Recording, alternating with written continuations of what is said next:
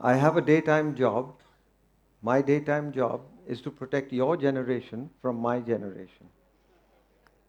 Now, you talk of the present. The fact is that the present is a gift from the past.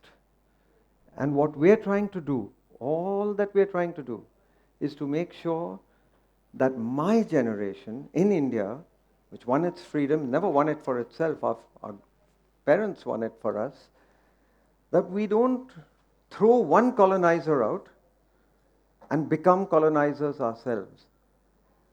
We are currently embarked on the ultimate human adventure. It's called intergenerational colonization. And you will see over the next few minutes the story that I have to tell you. But I'll start the story with the theme of this evening. So here we are, living on a planet. Some people say God made it, some people say this God made it, some people say that God made it. But the fact of the matter is you're living on a magic planet. It's all real. It's all real, but it's more magical than magic is.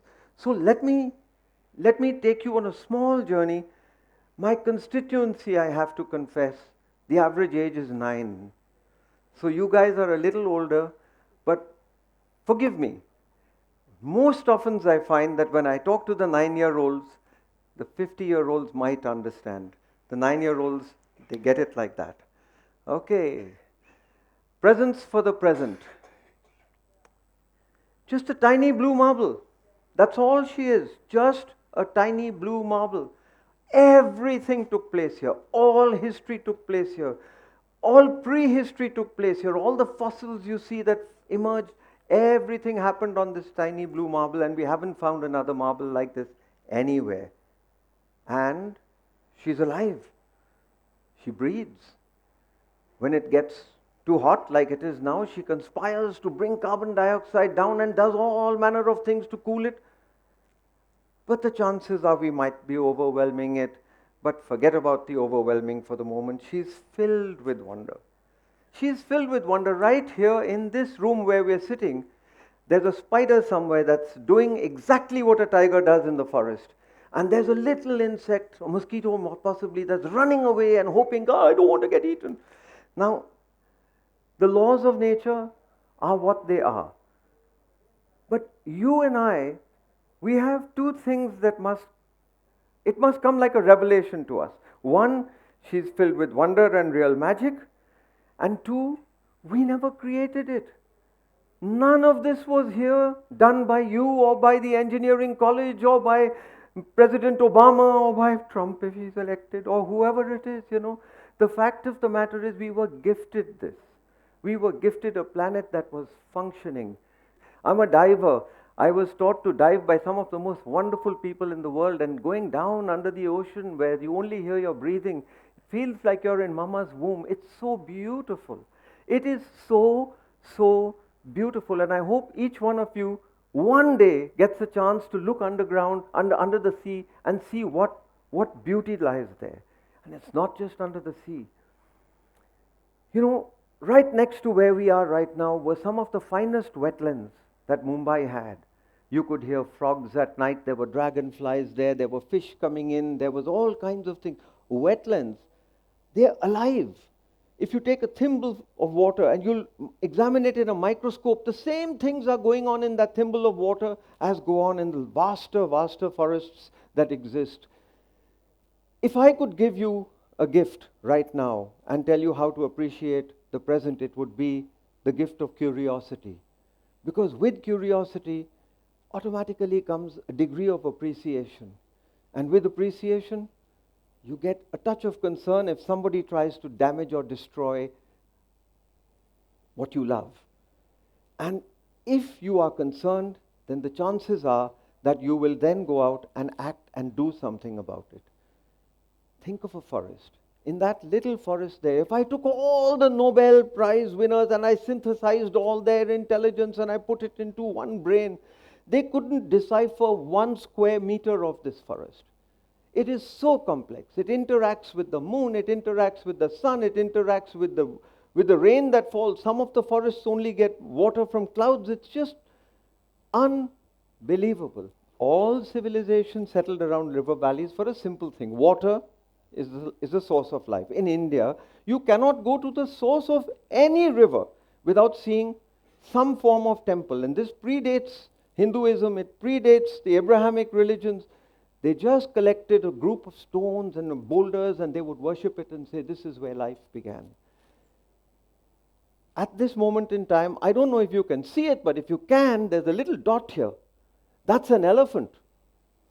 That's the vastness of the space that these creatures live. You can't put it into a small little red circle here and say, you just live over here. That can't happen. These creatures, they are the gardeners of our Eden. They are the ones that plant. An elephant will eat from here, and then I tell this to the 9-year-olds. He goes out and he makes a big potty here. And in that potty, out of it comes another tree. And every creature in the whole world, every creature, every species except for us, provides more for its next generation than it consumes itself. And if it didn't know how to do that, it died out.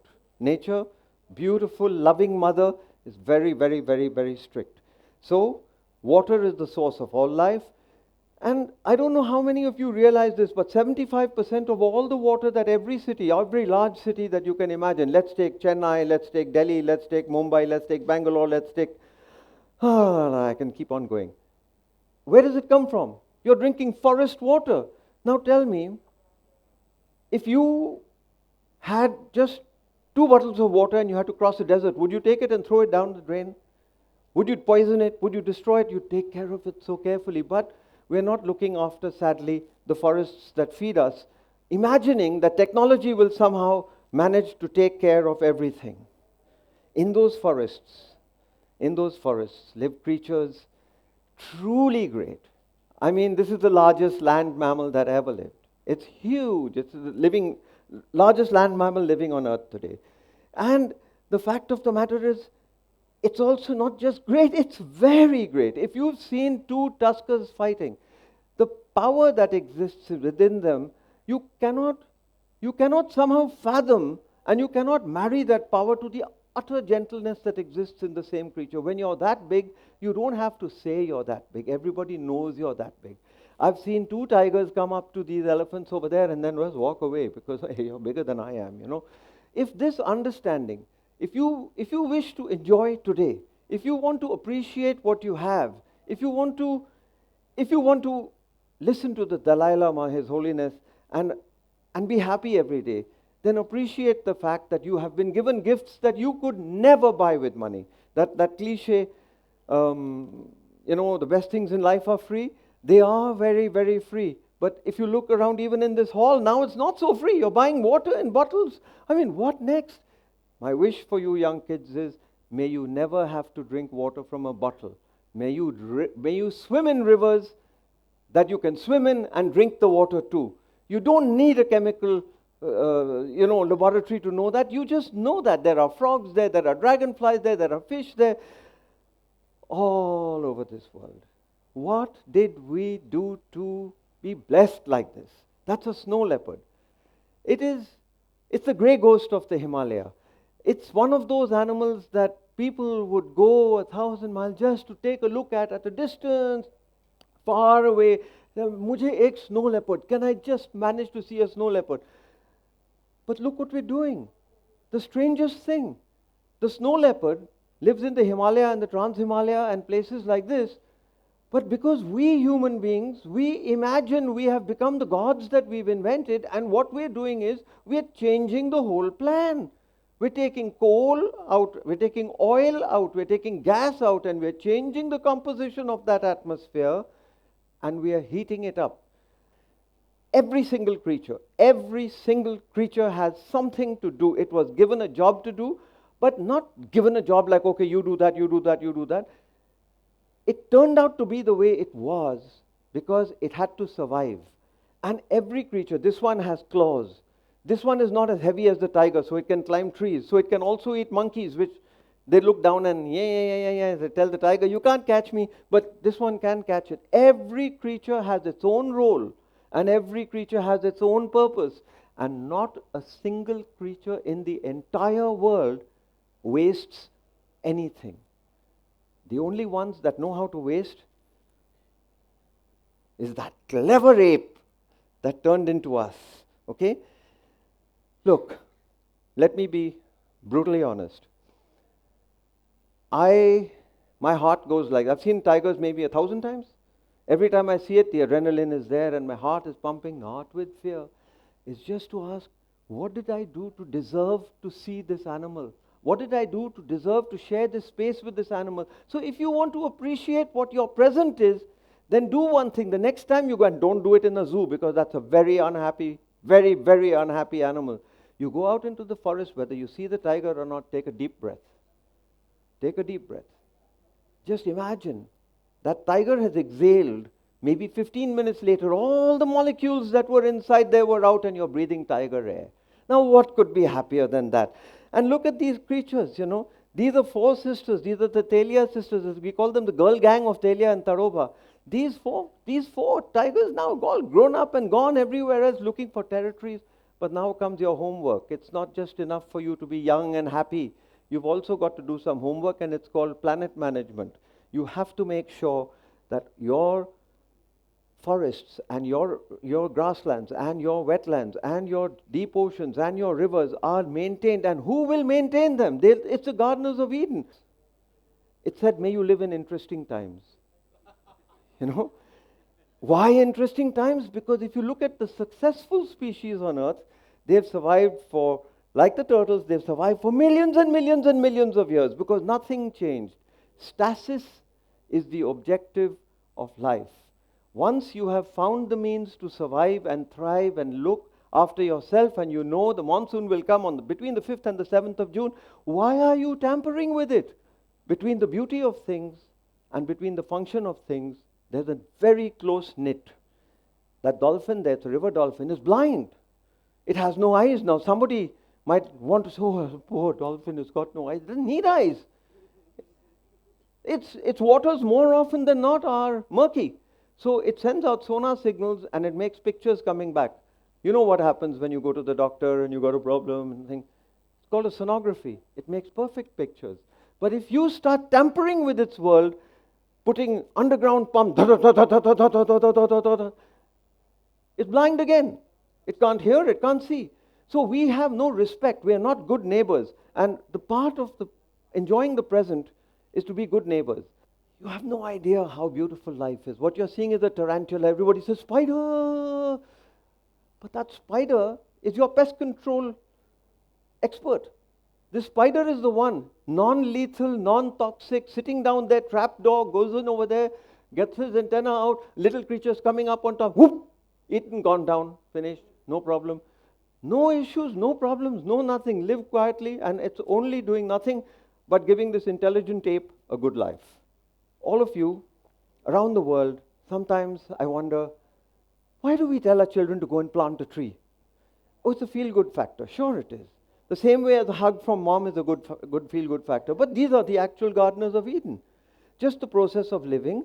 And this butterfly will go from one place to another, to another, to another, to another, to another, to another, pollinating all the plants it can, specific ones. And it does the job much better than we do. Okay? Everything has a purpose. So the colors of the peacock and everything else, all right? Don't be worried about the big guys. Sometimes they can be chased away by the small guys, and that's what you're going to have to do. I'm running you through some of these pictures just so that you know how exquisite your country is. Sometimes we're not doing right things. That was a shock. Look at this. If we leave them no space, nature will leave us no space. That's the bottom line message. What you see in this picture here is what used to be at one time Swidden agriculture, slash and burn, jhum cultivation. It used to be fine, can't be done, we have to change customs. This is what we're doing to our forests today, and the real damage is being done by us with our lifestyles, including me. I'm part of the problem. When the forests go, this is what happens. The animals move out, then you say, you've come into my turf, but it was the elephant's turf. And the elephant is planting forests. I'm sorry, I don't want to hold on to that. What's the problem with all this? The problem with all this is that we are seeing the climate change and it's threatening everything on life on Earth, okay? Climate change is not a disease, it's a symptom of a disease. The disease is called gluttony. And if human beings don't forget that they cannot have it all, then they are going to be left with lives like this. That woman didn't do this. She had no business sitting out over there, nor did that farmer who's now no idea why the rain used to come. What about that child? What did the child do wrong? So I would put it to you like this, that it is time for you young people to take charge, and Kids for Tigers, this huge program that runs across the whole country, is looking to do this. Million children, they're telling their elders they want a world in which all life forms are safe, and the tiger is just a metaphor for all of nature. You know, there are only two political parties in the world. There's the Buddha party and there's the Bacha party. And it's my job to see that you Bacha parties, your present is good. Please believe me, when you say something to a prime minister, he won't misunderstand. He'll say, "Aao bache, to zarur, hum kuch na kuch karenge." You know, if I go and do the same thing, the chances are, who on earth are you? At best, you might live another 10 years. I've got to give. I'm doing this for them. Oh yeah, you're destroying their rivers for them. You're destroying their glaciers for them. You're poisoning their water for them. Ah, wonderful. I'm sure history will remember you well. But kids, you have to think globally because it's a small planet. Those are kids in Goa who wanted their coconut trees protected. They're helping us to save the tiger. We have 1 million children all over getting up and telling their parents, telling their grown-ups, telling their people that, look, all we want is a safe planet. We don't want 20 more highways and 30 more 5-star hotels and 60 more SUVs. We want a safe planet. Yes, we all want a good life, but to have a good life, you must have a life. Life. The tigers, they know what they're doing. They know precisely what they're doing. Eat or be eaten. It's the law of the jungle. That's what happens in the jungle. You need to leave them spaces to be themselves. Nature will always find a way. There isn't a problem that you face that hasn't already been solved by nature. A little respect, a little discipline, a little live and let live, and everything will be the same. You can hardly see that snow leopard. He will come back again. Everything, because nature is a self-repairing machine. I'll end now by saying, the fact is the ice is melting. The fact is sea level rise is taking place. The fact also is that like a cut on your hand, nature will repair. It can fix it, but not if you keep teasing the cut, not if you keep adding to its problems. That's a vegetarian stick insect.